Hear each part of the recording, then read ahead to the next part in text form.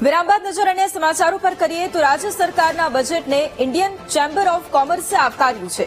Chairman પથિક પટવારીએ બજેટને સર્વાંગી વિકાસવાળું ગણાવ્યું છે। કેન્દ્રીય બજેટને અનુલક્ષીને રાજ્ય સરકારનું બજેટ હોય તેવું તેમણે કહ્યું છે। ગ્રામીણ અને શહેરી વિકાસ પર ભાર મૂકતું બજેટ છે તેવું કહ્યું। બજેટમાં ઇન્ફ્રાસ્ટ્રક્ચર પર વધુ ધ્યાન આપવામાં આવ્યું છે। સરકાર ઇન્ફ્રાસ્ટ્રક્ચરમાં રોકાણ નહીં કરે ત્યાં સુધી સર્વાંગી વિકાસ અઘરો છે। આ બજેટથી ઉદ્યોગો સહિત વિવિધ સેક્ટરને લાભ પણ થશે તેવું જણાવ્યું।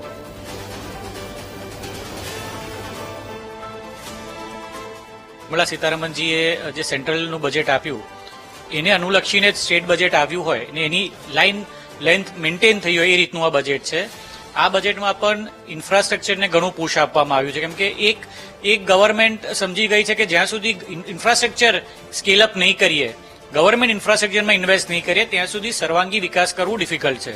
બીજું, વિકસિત ભારતને ધ્યાનમાં રાખીને વિકસિત ગુજરાત માટે 50,000 કરોડની ફાળવણી કરવામાં આવી છે, જેમાંથી 5,000 કરોડ કરંટ યરમાં એલોકેટ કર્યા। તે બતાવે છે ગવર્મેન્ટનું લોંગ ટર્મ પ્લાન ઇન્ફ્રાસ્ટ્રક્ચર થકી ઇકોનોમીને રિવાઇવ કરવાનો છે કે પ્રોપેલ કરવાનો છે। 30,000 થી 36,000 કરોડ ટોટલ એમએસએમઈની ફાળવણી આ બજેટમાં થઈ છે। સ્પેશિયલ રિજનલ ડેવલપમેન્ટ કરવાની છે, જેમ સાઉથ ગુજરાતમાં સુરત છે, અમદાવાદ, રાજકોટ, કચ્છ, બરોડા આ બધા એરિયાને સ્પેસિફિકલી ઇન્ડસ્ટ્રી તરીકે કઈ રીતે વિકસાવવામાં આવે તેના માટેનું ખાસ પ્રાવધાન આ બજેટમાં કરવામાં આવ્યું છે। તે ઉપરાંત એક સ્ટેમ્પ ડ્યુટી તરીકે એક મોટી રાહત ઇન્ડસ્ટ્રીને કે બધાને મળી છે કે જે 25,000નું બેઝિક રહેતી હતી એ 5,000 સુધી ઘટાડવામાં આવી છે। એનાથી પણ ઇન્ડસ્ટ્રીને ઘણો ફાયદો થશે। તે ઉપરાંત લીઝ કરવાનું આવતું હતું ત્યારે પણ જે સ્ટેમ્પ ડ્યુટી લાગે છે તેમાં પણ ઘણું રિલેક્સેશન કરવામાં આવ્યું છે, તેથી પણ ઘણો એડવાન્ટેજ થશે। બીજું આપણે જોઈએ કે લગભગ 2 નવા એક્સપ્રેસવે અને 12 હાઈસ્પીડ કોરિડોર્સની જાહેરાત કરવામાં આવી છે। તેથી અગેન ઇન્ફ્રાસ્ટ્રક્ચર ડેવલપમેન્ટ, અર્બનાઇઝેશન વધશે અને ઓવરઓલ ગુજરાતનો વિકાસ થઈ શકે તે પ્રત્યે આ બજેટ બતાવે છે। ઘણી રીતે સરકારે બધું ધ્યાનમાં રાખીને એક સર્વલક્ષી વિકાસ થાય એ રીતનું અનાઉન્સમેન્ટ કર્યા છે।